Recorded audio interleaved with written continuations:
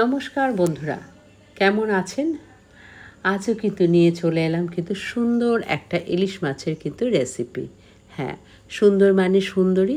এখন তো যেহেতু মানে বর্ষাকাল, সেহেতু কিন্তু আমাদের প্রত্যেকের বাড়িতেই কিন্তু ছোট বড় মাঝারি বিভিন্ন ধরনের কিন্তু ইলিশ কিন্তু আমাদের থাকছে ফ্রিজে বলো বা রান্না করা অবস্থাতে।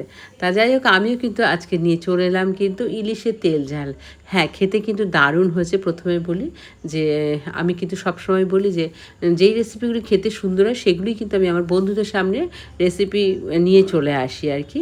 আর ওই যে প্রতিবারের মতন বলবো, একটা কিন্তু প্লিজ সাবস্ক্রাইব করে দিও প্রিয় প্রিয় বন্ধুরা। আচ্ছা, আমি একটু মিক্সিং বলে চলে যাই। কিন্তু মিক্সিং জারে গিয়ে কিন্তু আমি একটু কালো সর্ষে কিন্তু দিয়ে দিলাম, সঙ্গে কিন্তু দিলাম কিন্তু নুন আর হচ্ছে কাঁচা লঙ্কা। হ্যাঁ, এতে কিন্তু সর্ষের বেশ ঝাঁঝ ব্যাপারটা থাকবে। যদি কোনো বন্ধুরা মনে করো যে হাফ সাদা সর্ষে দেবে, সেক্ষেত্রেও দিতে পারো, কোনো অসুবিধা নেই। তা এরপরে কিন্তু আমরা ছোট্ট একটা বাটিতে কিন্তু নুন, হলুদ আর ভাজা জিরে ধনের গুঁড়ো কিন্তু দিয়ে একটা পেস্ট তৈরি করে নেব। এটা আমরা রেডি করে নেব কিন্তু। আর ওই যে আবারও বলবো, যদি ভিডিওটা ভালো লাগে বন্ধুরা, তাহলে কিন্তু প্লিজ প্লিজ প্লিজ একটা লাইক, কমেন্ট আর কিন্তু একটা সাবস্ক্রাইব কিন্তু আমি তোমাদের কাছে রিকোয়েস্ট করে কিন্তু চেয়ে নেব। আচ্ছা, এরপরে কিন্তু আমরা চলে যাব মাছের মধ্যে।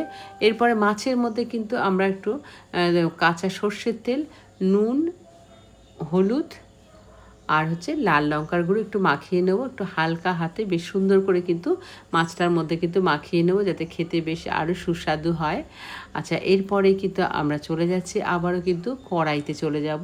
দিয়ে কড়াইতে গিয়ে কিন্তু একটু সর্ষের তেল দিয়ে দিলাম। এরপর তেলটা যখন একটু গরম হয়ে যাবে, আমরা সবাই জানি, তখন কিন্তু আমরা ফোড়ন হিসাবে কালো জিরে দিয়ে দেবো। আর কালো জিরে ফোড়ন মানে ইলিশের সঙ্গে তো দারুণ একটা কম্বিনেশন, আমরা প্রত্যেক গৃহিণীরাই কিন্তু জানি। তা দেওয়ার পরে কিন্তু আমি যে পেস্টটা করে রেখে দিয়েছিলাম, হলুদ, নুন, জিরে ধনের গুঁড়ো, সেই পেস্টটা কিন্তু আমরা দিলাম কড়াইতে, এবং দেওয়ার পরে কিন্তু ভালো করে কষতে শুরু করলাম। হ্যাঁ, একটু তো কষতেই হবে, যাতে তোমার হলুদের গন্ধটা চলে যায় বা জিরে ধনের গন্ধটাও যাতে চলে যায়। দেওয়ার পরে কিন্তু আমরা যে মাছগুলো যেহেতু কাঁচা ইউজ করব, তখন কিন্তু আমরা এই মশলার মধ্যে কিন্তু মাছগুলি কিন্তু একটা একটা করে কিন্তু দিয়ে দেবো।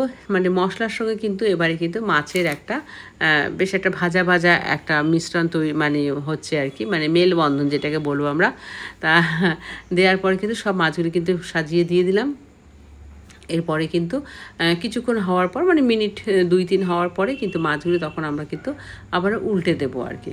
উল্টে দেবো, যে একটু ভাজা ভাজা মতন হয়ে যাবে। মশলার সঙ্গে কিন্তু মাছটা একটু ভাজা ভাজা হয়ে যাবে। মাছগুলি যাতে ভেঙে না যায়, সেদিকে কিন্তু একটু লক্ষ্য রাখতে হবে আমাদের। আচ্ছা, এরপরে কিন্তু আমি যে সর্ষেটা বেটে নিয়েছিলাম, সেটা কিন্তু আমি ছাঁকনি দিয়ে ছেঁকে নিয়েছি। নেওয়ার পরে কিন্তু মাছের ওপরে কিন্তু আমি পুরো তোমার সর্ষের যে পেস্টটা আমি দিয়ে দিলাম। দিয়ে দেওয়ার পরে কিন্তু ফুটে ওঠার জন্য আমরা অবশ্যই ওয়েট করব। মাছগুলি একটু ডুবিয়ে দেবো, যাতে প্রত্যেকটা মাছের গায়ে কিন্তু সর্ষে বাটাটা লাগে।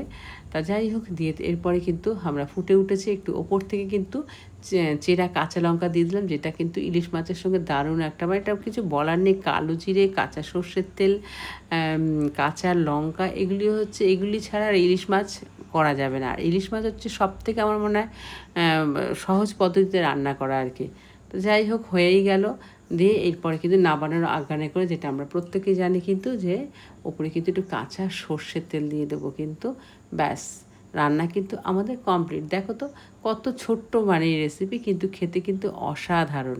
এটার জন্য কিন্তু আমি বন্ধুদের জন্য নিয়ে এলাম। আরও যে বললাম কেমন লাগলো কিন্তু রেসিপিটা, সেটা কিন্তু অবশ্যই জানাবে। আর বলবো, ওই যে একটা কিন্তু সাবস্ক্রাইব কিন্তু ভীষণ দরকার কিন্তু আমার জন্য। আর ভিডিওটা বেশি বাড়ালাম না, এতটাই। টাটা।